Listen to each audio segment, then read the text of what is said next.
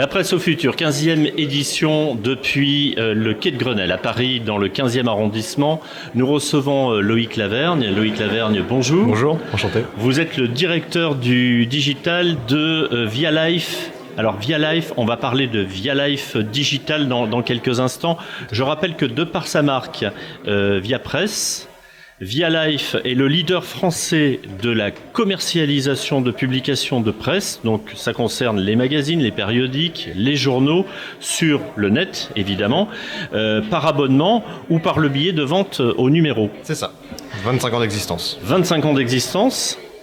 Vous êtes, vous me le disiez tout à l'heure, coté en bourse ? Oui, depuis 2015 normalement. Si je dis pas Vous avez bêtises. combien de collaborateurs aujourd'hui ? 35. Donc ça reste une PME Complètement. qui fonctionne très bien. Mais qui du coup est très flexible dans ses démarches d'innovation et d'entrepreneuriat. Quels sont vos principaux clients ? On a actuellement tous les éditeurs de presse qui travaillent sur viapresse.com en collaboration avec nous. On a différents canaux d'acquisition avec de la vente à domicile, etc. où on tente de sensibiliser les éditeurs à ces nouvelles démarches. Et pour Via Life Digital, qui a été majoritairement créé à partir du Covid, c'est vrai on est assez jeune et on est en discussion avec une dizaine d'éditeurs pour se commercialiser ouvertement en janvier. Mais pour le moment, c'est en signature, donc... On connaît l'aspect traditionnel de la vente de main à main sur les éditeurs en physique. Comment on gère, notamment avec la crise sanitaire, vous l'évoquez, cette nouvelle manière de se vendre quand on est de la presse sur Internet ? Je pense qu'il faut dynamiser l'offre du numérique et pas seulement prendre l'objet papier et se dire c'est un PDF et on le vend sur un site Internet et on peut le faire payer plus ou simplement le donner en espérant que les gens le consomment. Puisque même le Covid n'a pas arrêté les livraisons de papier. Je pense qu'il y a un intérêt à aller sur des nouvelles plateformes et une dynamisation de ce que ça veut dire de consommer la qualité du print qui ne doit pas se perdre, mais dans un format adapté à la mobilité, à l'accessibilité pour les personnes âgées qui ont du mal à lire du papier et aux jeunes qui sont hyperactifs maintenant et sur plein de formats. Vous aidez les éditeurs à trouver de nouveaux abonnés ? On aide les éditeurs à ne plus penser à la difficulté technique de créer des contenus qui s'adapteraient à des nouvelles plateformes et des nouveaux lectorats. Vous les allégez en fait techniquement ? Complètement, voilà. Et toujours drivé par cet ADN d'innovation et de se dire qu'effectivement, certains avaient ajouté le mode article il y a 5 ans, le mode PDF existe depuis 10 ans, mais il n'y a plus d'autres mouvements. Donc nous, on part sur de l'audio, on part sur des assistants vocaux, on fait de la R&D sur de la réalité augmentée, toujours avec cette idée de c'est l'éditeur qui nous dira ce qui répond et ce qui intéresse son lectorat. Mais on est là pour leur effacer toute la difficulté de réflexion technique. Vous étiez en train de l'évoquer il y a quelques instants. Qui dit nouvelle plateforme, dit nouvelle manière de s'exprimer. L'audio prend une place de plus en plus prépondérante dans les nouveaux médias. Comment, avec cette plateforme digitale, vous comptez mettre en avant justement ce nouveau support de journalisme ? C'est-à-dire mettre en avant. Mettre en avant, c'est-à-dire qu'on connaît l'importance et la tradition de la presse papier, on sait qu'elle s'est digitalisée désormais.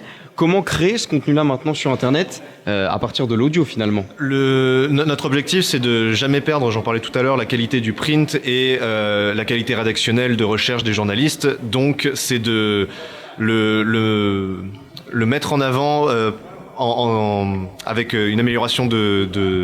Je vais y arriver, pardon, je suis désolé.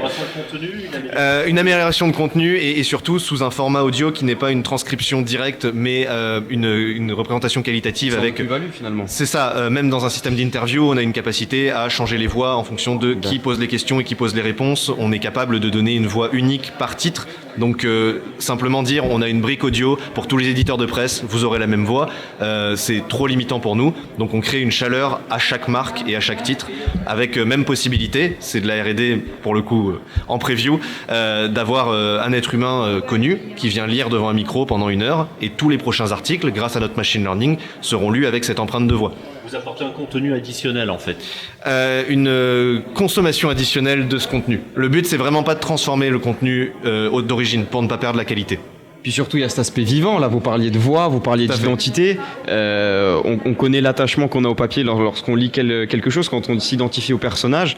Là, le fait d'avoir simplement cette voix ou cette présence, ça permet, comme vous l'avez dit, d'apporter cette plus-value au-delà simplement du PDF qui est transmis sur Internet. Tout à fait. On pense que le papier va pas mourir parce que c'est du tactile et c'est sensoriel, et que contrairement à la lecture sur un écran tactile, l'audio redonne un peu de chaleur et de sensation pour ressentir la presse. Heureux d'entendre ce discours de la part d'un jeune comme vous. Le but est de marier le papier et le numérique. C'est ça, c'est pas de remplacer le papier par le numérique. Je parlais de réalité augmentée. Voilà, c'est d'apporter vraiment de nouveaux outils et du contenu supplémentaire et de la valeur ajoutée à l'existant, quoi. Mais c'est vrai que... Pardon, allez-y. Non, mais au-delà de nous, dans le marché qui se développe actuellement, on n'est pas les seuls à créer de l'audio, on n'est pas les seuls sur le marché de l'innovation de la presse numérique, mais ce qu'on voit se faire dans d'autres pays, je pense qu'il y a un intérêt à se dire qu'on peut mettre la presse française sur la carte de la technologie sans effacer le papier. Le New York Times est en association avec Google, toutes les couvertures sont en réalité augmentée, scannables, donc on achète le papier, mais on a son téléphone dans la main, et il y a quelque chose à faire en France avec ce type d'innovation et de volonté. Vous parliez d'identité de marque. Si on se met à la place d'un éditeur de presse qui est habitué à vendre du physique et qui veut maintenant les s'orienter sur le digital, est-ce que vous allez chercher à mettre votre patte, à imprimer votre identité, ou est-ce qu'au contraire, vous êtes simplement un transmetteur, un passeur de l'identité qu'il avait déjà en papier? Passeur complètement. Le but, c'est d'être 100% marque blanche, intégré au sein des sites. On n'a pas, même d'un point de vue technique, des URL avec nos noms dedans. On reprend la marque du titre.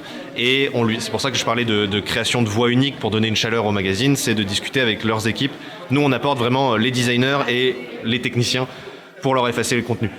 Vous êtes en veille, en fait, vous parlez du marché étranger, vous êtes en veille sur tout ce qui se fait un petit peu partout dans le monde. On est dans ce salon, tout à fait, et on sera notamment au CES en janvier pour aller parler avec des constructeurs automobiles, essayer de se dire que la voix, on l'écoute sur son téléphone, mais on peut aussi aller l'écouter dans une voiture, les brancher avec des assistants vocaux qu'on fait déjà sur Alexa, Google Assistant, Siri, mais peut-être demain... Voilà, ça, ce sont des exemples qui sont parlants, effectivement. Voilà, mais peut-être aller demander à 10 BMW, continue de lire mon magazine. Il y a des choses qui sont à créer et qui sont apportés, et donc on ne propose pas une brique technique figée dans le temps. Dans le salon, vous présentez une innovation, des démonstrations particulières. Voilà, de tout ce que je viens de parler. Donc du coup, on peut écouter sur notre stand 24 et stand 24. Voilà, et on peut aller demander à Alexa de nous demander quand est-ce que le prochain numéro d'un titre sort, de quoi il parle, les grands sujets de la couverture, et puis de se le faire lire tout simplement.